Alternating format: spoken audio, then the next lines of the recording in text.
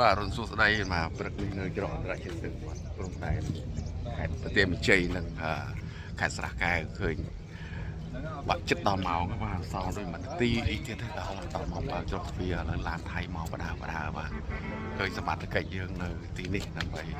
ដល់ម៉ោងត្រៀមនឹងបោកនៅបើកដំណើរការនៅម៉ោង 9 នេះឡានមកបាទឡានថៃមកបដាបាទនោះឡានថៃបាទសមត្ថកិច្ចយើងជុំគ្នានេះ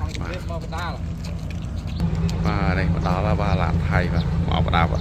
ដល់បដាហើយបាទយើងត្រៀមនឹងបើកបាទម៉ោង 8:59 ម៉ោង 9 ល្មមបាទម៉ោង 9 ល្មមបាទចាប់ផ្ដើមបើកហើយបាទពេលចាប់ផ្ដើមបើកហើយបាទបាទ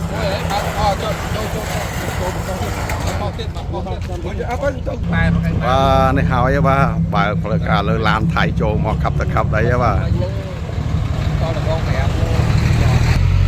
នេះឡានថៃចាប់ផ្ដើមចូលបាទវាច្រក